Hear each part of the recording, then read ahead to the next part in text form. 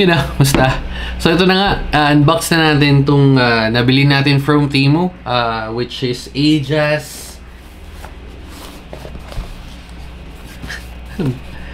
AK992. So again, yun sa local, sabi ko sa previous video, yung price nito based dun sa na-check ako ng mga time na tinitake ko tong video na to, roughly 2,900 to 3,000, maybe meron mas mura ng onte, pero kasi ito nakuha natin ng 2,673 and may kasama siyang freebies. So ayun yung video kahapon. Anyway, so Ajas na keyboard, yan ay yung isa sa freebie, yan, natatatong part na yan. Okay. Uy, nakulog na naman, men. Okay. So, again, ilalagay ko yung link is yun sa Shopee. Pero hindi. I suggest na kung wala pa kayong app, actually, hindi ko rin masabi. Kasi una, yung sa warranty part ng Temu, hindi pa natin natetesting. Siguro mag-order pa ako sa kanila kasi gusto ko rin malaman just in case hindi ko naman sinasabi sana may mag-fail na unit, pero 'di ba, paano natin malalaman kung like yung replacement or paano yung warranty nila, paano yung refund process nila and all, kasi medyo bago yung Temu sa Pilipinas, pero di ko alam sa ibang bansa. Pero anyway, so yun lang. Share ko lang yun na yan. So again, Ajas AK992. Okay. Medyo, ito pa isa, medyo durog na box. Hindi ko alam, parang kasi within the area, wala akong nakikitang parang, hindi ko alam kung saan nagagaling or saan yung warehouse nila. Pero anyway, kasi medyo durog yung box eh. Hindi pala medyo durog talaga eh. Ayun. Hindi naman literal na durog, pero hindi siya presentable. Okay.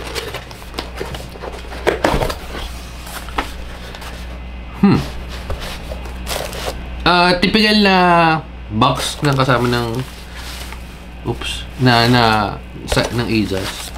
Okay. And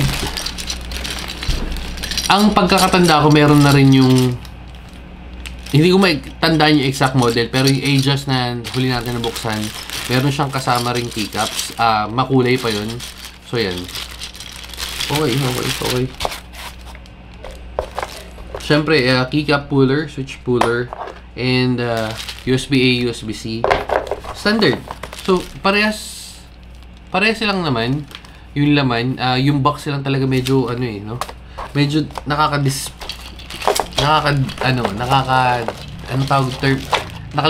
nasa dulo na ng dila ako, pero nakalimutan ko. Anyway, so punta na tayo sa main event. Ay, black pa yung order ko.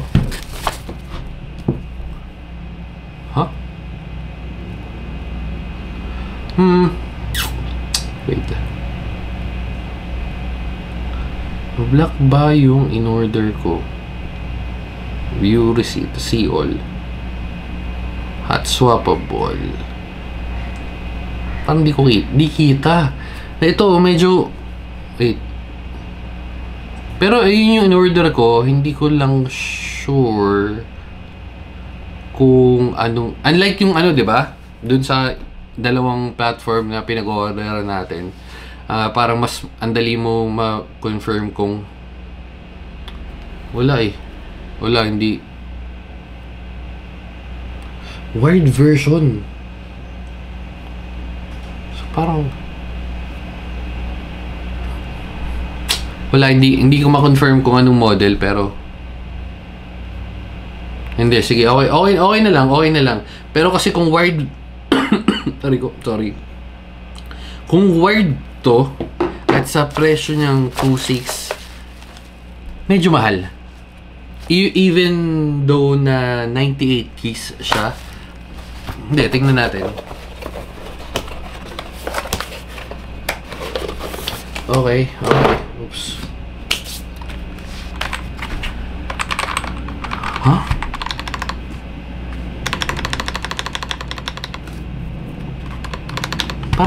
Parang pangit. Parang pangit. Check to.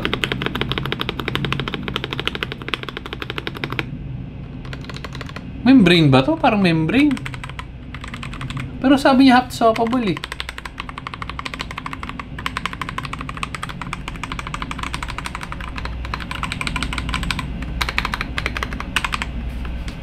Medyo weird.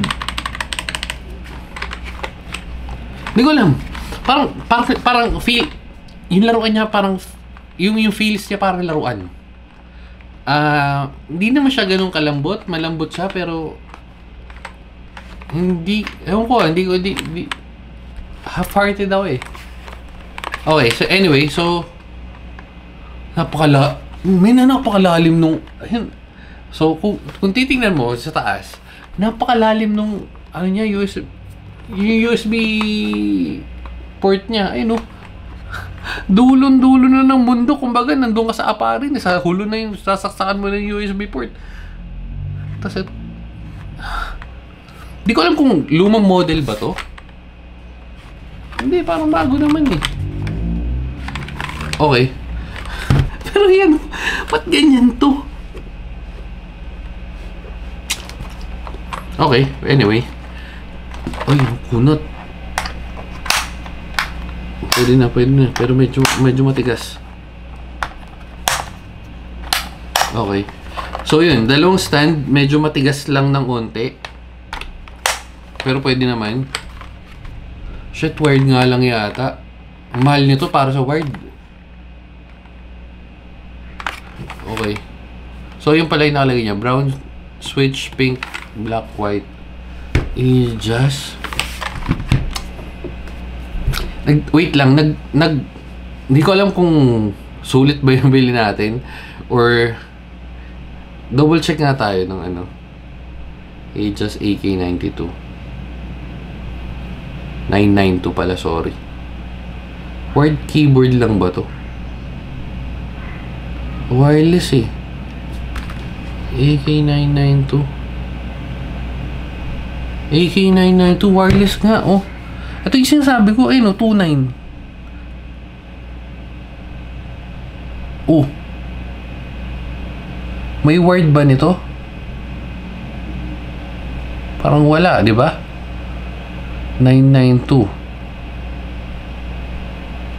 Wireless din. Ha?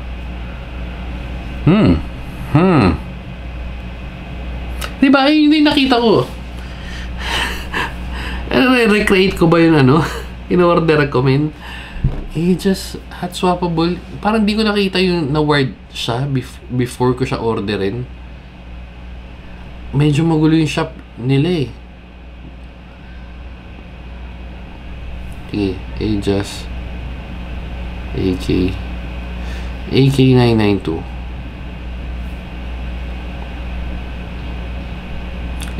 Ito yata yun. Hindi ko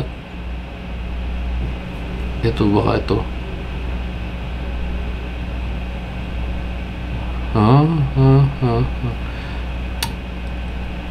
Check ko kung paano, pero medyo magulo yung shop nila. Medyo nakaka-disappoint kung sa price na 26 27, sabihin na natin 27. Even though may kasama siyang freebies, medyo pass. Wala rin ako nakikitang dongle. Wala akong nakikitang switch ng, hindi kasi, pero meron to, ayun o, 1, 2, 3. Pero saan yung on off niya? Wala kasi, di ba? Kung ano to, kung wireless to or try mode. Pero ang weird sa kanya, may nakalagay sa kanya 1, 2, sorry. Yan, 1, 2, 3. Pero nasaan yung on off mo?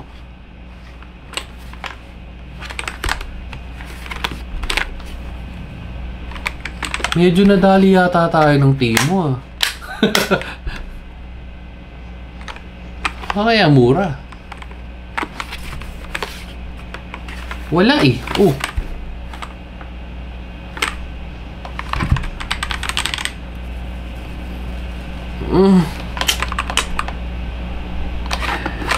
Hindi ko alam. Siguro Yung sa... Hindi, buksan na pala natin. Sorry. Yung sa typing feels, ito, pakinggan nyo na lang.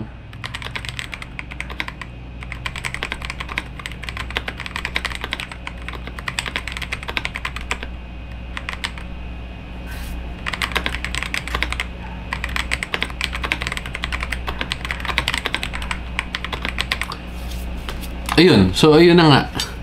Pero open natin. Well, brown switch naman siya. Hindi ko matandaan kung ano yung order ko. Alam ko wireless dapat yun, pero bakit wired to?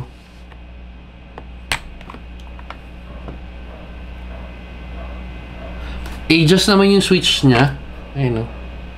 Aegis brown switch. And then, ba't ganun? Medyo weird yung ano niya, board niya. Ayun o.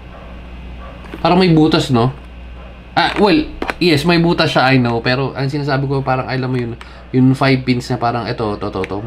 Magkadikit na. So, south facing, north facing, sorry. Hindi ko trip to. Pas ako dito. Do-double check ko, tapos siguro update ko kayo. Ang alam ko kasi, in-expect ko, nung in-order ko, hindi ko na matandaan kasi nga, nakalagay yan dyan. Hindi ko rin sure kung makukontak pa natin o mababalik natin. Pero alam ko dapat wireless to kasi nga, yung pinag-check ko, try mode. Kung hindi man... Pero kasi, nakita nyo wala eh. Pas ako dito. Pas muna tayo dito for now. Medyo talo yung press. Medyo talo tong ano na to, keyboard na to. Anyway, ganun talaga, hindi laging panalo. Pero check ko muna tapos balitaan ko na lang kayo. Ngayon kung may tanong kayo sa keyboard na to, feeling ko naman wala nating special naman sa keyboard na to. Pero still, comment lang kayo. So, dito na natin tatapusin. Again, Aegis AK992. Meron pala siyang wired mode, pero yung try mode, tetestingin natin pag nalaman natin ang mga susunod na mga detalye. Bye-bye na guys. Babu.